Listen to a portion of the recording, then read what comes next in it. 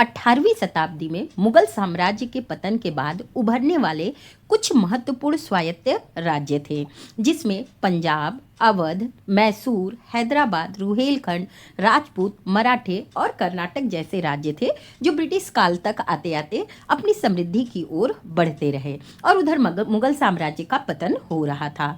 तो इसमें जो महत्वपूर्ण पंजाब, अवध और मैसूर की लोकेशन आप स्क्रीन पे देख रहे हैं, आज जो हम PYQ करेंगे वो इन्हीं राज्यों से संबंधित देखेंगे। तो मैप में इनकी लोकेशन एक बार देख लेते हैं। जो यहाँ पर आप पंजाब की लोकेशन देख रहे हैं, पंजाब यहाँ पंच नदियों के बीच में था, जिसके कारण ये अत्यंत समृद्ध राज्य के रूप में जाना जाता था और यह मुगल काल में बहुत ही समृद्ध उपजाऊ पंजाब प्रांत था, जिसकी राजधानी लाहौर हुआ करती थी। जो सिखों के 10वें गुरु और अंतिम गोविंद सिंह जी ने 1699 में इसमें गुरुत्व के सिद्धांत को खत्म करके यहाँ पर खालसा राज्य की स्थापना की थी। बाद में रणजीत सिंह के समय यह एक समृद्ध प्रांत के रूप में आगे बढ़ता रहा और अंग्रेजों को चुनौती देता रहा। तो यहाँ पर हम राजा रणजीत सिंह से संबंधित और पंजाब के विलय के संबंधित जो प्रश्न आते रहे उन्हें देखेंगे। फिर बात आती है अवध की। तो अवध यहाँ पर लोकेशन जो दी गई है, देखिए अवध जो है पश्चिम में कन्नौज से लेकर और पूर्व में कर्मनाशा नदी के बीच में फैला हुआ था। यहाँ पर आप देखेंगे कन्नौज से लेकर ये पूर्व में कर्मनाशा नदी तक इसका फैलाव था और यह सूबा बहुत ही विस्तृत और समृद्धशाली क्षेत्र हुआ करता था, जिसके कारण अंग्रेजों की निगाहें यहाँ पर विराजमान थी कि कितनी जल्दी इसे अपने साम्राज्य का अंग बना लिया जाए। अब बात करते हैं मैसूर की। तो मैसूर जो तालीकोटा का युद्ध हुआ था, लोकेशन में आप मैसूर देख सकते हैं। मैसूर क्या हुआ था? तालीकोटा का युद्ध जो 23 जनवरी 1665 को हुआ था। कब? 1665 में, जब विजयनगर साम्राज्य का अंत हो गया था और उसी के अवशेषों पर स्वतंत्र राज्य का जन्म हुआ था और इसी राज्य में मैसूर एक महत्वपूर्ण राज्य था। तो यहाँ पर मैसूर की जो लोकेशन है वो क्या है कि विजयनगर साम्राज्य का जब पतन हुआ था तो उसके पतन के बाद उसके अवशेषों पर मैसूर राज्य का उदय हुआ था। हैदर अली और टीपू सुल्तान जैसे शासकों के समय आंग्ल मैसूर युद्ध होगा, जो यहाँ पर अंग्रेजों की सत्ता स्थापित करने में एक निर्णायक युद्ध साबित होंगे। आइए इसी से संबंधित प्रश्नों को देख लेते हैं कि कैसे प्रश्न थे जो पिछले साल के PCS की परीक्षा में और नेट की परीक्षा में और PGT TGT में आए हुए थे। तो जो हमारा पहला प्रश्न है वह है कि अवध के राज्य की स्थापना किसने की थी? अवध जो राज्य था, हमने लोकेशन में देखी कर्मनाशा नदी के पास में, यूपी में ये पड़ता है।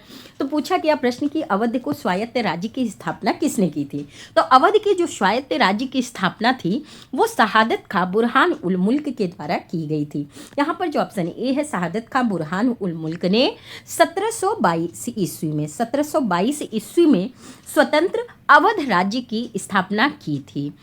मुगल बादशाह जो मोहम्मद शाह ने शहादत बुरहान खान को अवध का सूबेदार नियुक्त किया था और इसी में 1722 ईस्वी में स्वतंत्र अवध राज्य की स्थापना की थी तथा फैजाबाद जो वर्तमान में अयोध्या की राजधानी बनाया, जो वर्तमान में अयोध्या में है, तो फैजाबाद को इसने अवध की राजधानी बनाई। इसने कई कर सैनिक सुधारों को लागू किए थे, जिसके कारण से अवध आर्थिक और राजनीतिक रूप से शक्तिशाली हो गया था। यहाँ पर प्रश्न है कि स्वायत्त राज्य की स्थापना किसने की थी? बुरहान मुल्क ने की थी। एक प्रश्न आता है कि अवध का अंतिम सूबेदार कौन था? तो आइए क्रम देख लेते हैं। अवध में ब्रिटिश काल में जो अवध के शासन थे उनका क्रम कुछ इस प्रकार के था। हमने देखा कि 1722 ईस्वी में शहादत अली खां बुरहानुल मुल्क ने इसकी स्थापना की थी। उसके बाद सफदरजंग शासक बनेगा, फिर शुजा-उद-दौला के समय ही बक्सर का जो युद्ध होगा उसमें शुजा-उद-दौला भी एक तीसरी पार्टी के रूप में भागीदारी निभाएगा। फिर शहादत-उल-दौला है, आसफ-उद-दौला है और उसके बाद जो अंतिम अवध का नवाब होगा वो कौन होगा? वाजिद अली शाह के समय ही 1856 में अवध ब्रिटिश प्रांत का भाग बन जाता है। नेक्स्ट वाला जो क्वेश्चन है वो है अवध अंग्रेजी राज्य के विलय के समय वहाँ का नवाब कौन था? अभी हमने देखा कि जो अंतिम नवाब था वो वाजिद अली खां था और इन्हीं के समय क्या है 1856 में क्या हुआ था, यह अंग्रेजी साम्राज्य का भाग बन गया था। तो इसका जो उत्तर है अवध अंग्रेजी राज्य के में विलय के समय वहाँ का नवाब कौन था? तो वाजिद अली शाह। अवध के अंग्रेजी राज्य में विलय के समय वहाँ का नवाब वाजिद अली शाह था, जो 1847 से 1856 तक वहाँ का नवाब बना रहा। यह अवध का अंतिम नवाब था। और ये महत्वपूर्ण तथ्य लॉर्ड डलहौजी ने 1854 ईस्वी में कहते हैं कि जो अवध को सहायक संधि तो लागू हुई थी, लेकिन हड़प नीति के तहत इसे अपनाया नहीं जा सका था। तो बाद में अंग्रेजी सरकार ने एक आउटरम कमेटी का गठन किया था। तो आउटरम की रिपोर्ट के आधार पर ही अवध एकमात्र ऐसा राज्य था जहां पर कुशासन का आरोप लगाकर अंग्रेजों ने अवध को अपने साम्राज्य का अंग बना लिया था। एक प्रश्न ये भी आता है कि अवध का कब विलय हुआ था? तो 1856 में, मतलब 1857 की क्रांति के पहले क्या हुआ था? इसका विलय हो गया था। तो कब हुआ था? 1856 ईस्वी में। तो हम कह सकते हैं वाजिद अली के खां के समय में 1856 में। और किसकी रिपोर्ट पर? तो आउटरम की रिपोर्ट पर अवध का विलय अंग्रेजी साम्राज्य में कर लिया गया था। नेक्स्ट है, दीवान का पद अवध राज्य में किस परिवार के पास था? तो जो दीवान का पद था वह अवध राज्य में नीलकंठ नागर एक गुजराती जो ब्राह्मण थे उनके पास था। तो नीलकंठ नागर कौन? एक गुजराती ब्राह्मण थे जिनके पास क्या था? दीवान का पद अवध राज्य में था। अवध राज्य की स्वतंत्रता का जो संस्थापक था वो शहादत खां बुरहानुल मुल्क था, और उसने फैजाबाद को अपनी राजधानी बनाई थी। तो ये भी याद रखना है कि जब स्वतंत्र राज्य बना था तो फैजाबाद उसकी राजधानी थी। 1720 से 22 तक आगरा का यह गवर्नर भी रहा था। कौन? सादत खां। और जिसके शासनकाल में उसने अपने नायब नीलकंठ नागर के द्वारा चलाया था। कहते हैं कि उसका जो शासन चल रहा था उसमें नीलकंठ नागर का एक बड़ा योगदान था। बाद में उसके वंशज ही अवध के दीवान रहे। तो कहते हैं नीलकंठ नागर के जो वंशज थे वही अवध के नवाब के रूप में, वो अवध के दीवान के रूप में आगे बढ़ते रहे। नेक्स्ट हमारे पास है कि मोहम्मद शाह ने 1748 में सफदरजंग को किस पद पर नियुक्त किया था? मोहम्मद शाह कौन? मोहम्मद शाह रंगीला मुगल सम्राट थे। तो सम्राट मोहम्मद शाह ने एक फरमान के द्वारा सफदरजंग को अवध का क्या किया था? नवाब नियुक्त किया था। तो सफदरजंग को अवध का नवाब मोहम्मद शाह के द्वारा नियुक्त किया गया था। और वह 1748 ईस्वी तक मोहम्मद शाह ने अपना वजीर भी नियुक्त किया था तथा इलाहाबाद का प्रांत दे दिया था। कहते हैं 48 ईस्वी में जो मोहम्मद शाह ने उसे अपना वजीर भी नियुक्त कर लिया था, और इस कारण से उसके उत्तराधिकारी नवाब वजीर कहलाने लगे थे। चूंकि अपना वजीर नियुक्त किया था, इसी कारण से क्या था कि सफदरजंग के बाद जो अवध के नवाब थे वो वजीर के नाम से जाने लगे। तो सफदरजंग को किस पद पे नियुक्त किया था? तो साम्राज्य के वजीर के पद पर नियुक्त किया था। किसने किया था? तो मोहम्मद शाह रंगीला के द्वारा किया गया था। नेक्स्ट प्रश्न है 1765 की इलाहाबाद की संधि से संबंधित।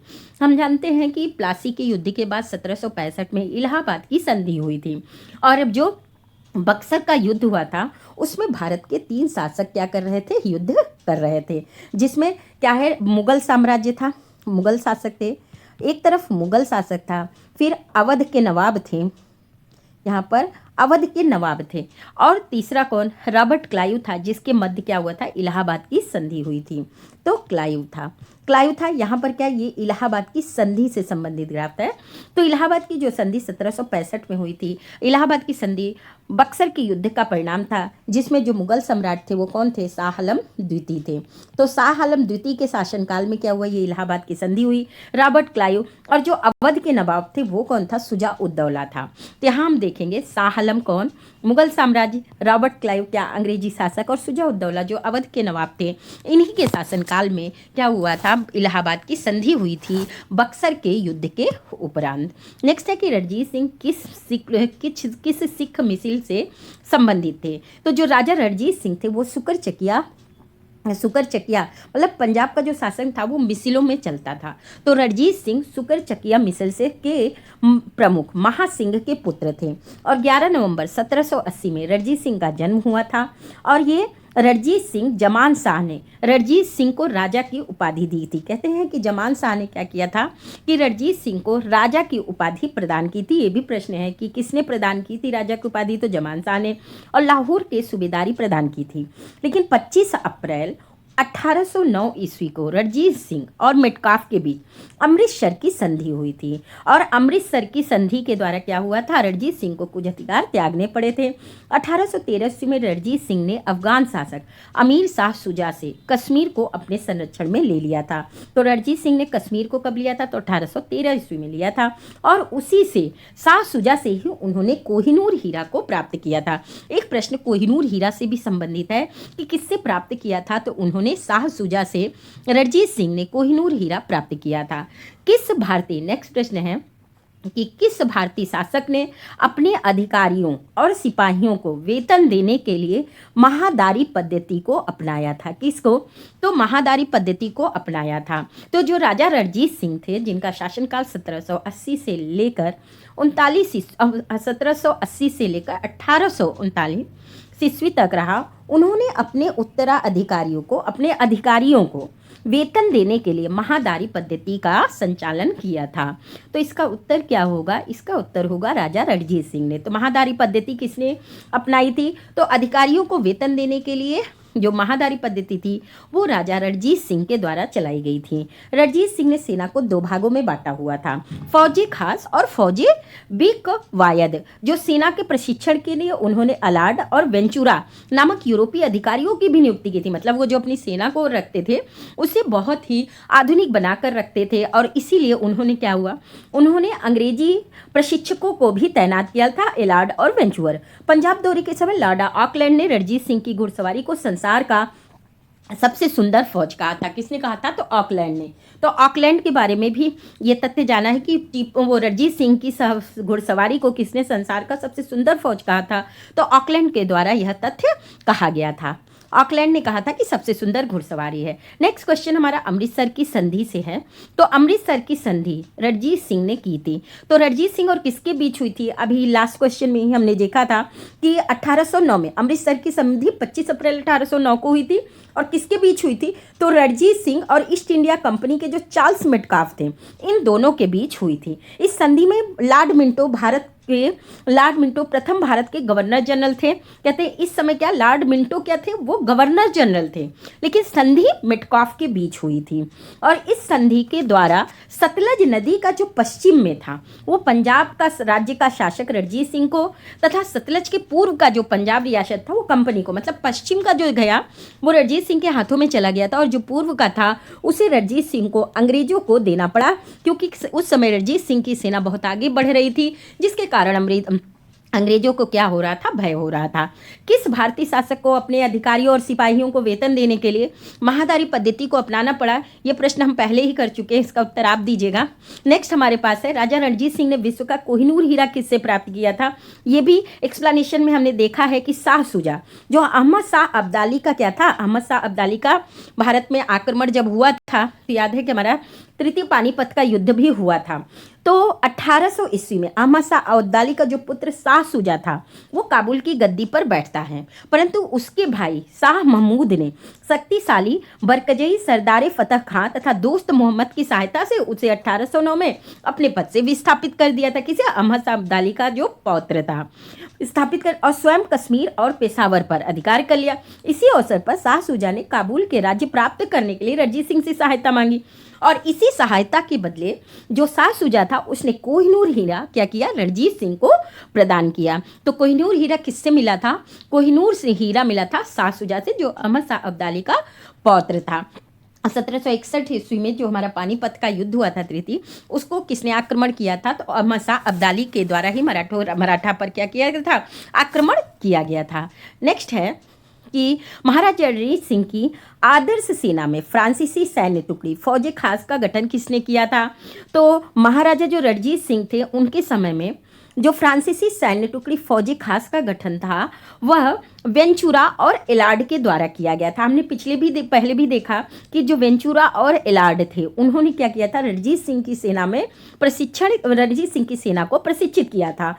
तो 1822 ईस्वी में महाराजा रणजीत सिंह की आदर्श सेना में फ्रांसीसी सैन्य टुकड़ी फौजी खास का गठन वेंचुरा और अलार्ड ने किया था। रणजीत सिंह की सेना दो भागों में बटी थी, फौजी खास और फौजी बेकवायद। फौजी खास को घुड़सवार पैदल और तोपखाने में विभक्त किया गया था। मतलब जो खास होते थे वो घुड़सवार, पैदल और तोपखाना उसमें शामिल था। नियमित घुड़सवारी को यूरोपीय ढंग से प्रशिक्षित करने हेतु जो नियमित रूप से उनकी सेना होती थी उसको प्रशिक्षण करने के लिए फ्रांसीसी सेना एलार्ड की नियुक्ति की गई थी, और जबकि इटालियन सेनापति वेंचुरा का पैदल सेना में प्रशिक्षण हेतु नियुक्त किया गया था। जो वेंचुरा था वो पैदल सेना का प्रशिक्षण कर रहा था, और जो एलार्ड की नियुक्ति थी उसे घुड़सवारी सेना को प्रशिक्षण करने के लिए नियुक्त किया गया था। और किसने कहा था कि जो भारत में रणजीत सिंह की सेना है वह संसार की सबसे सुंदर वो फौज है?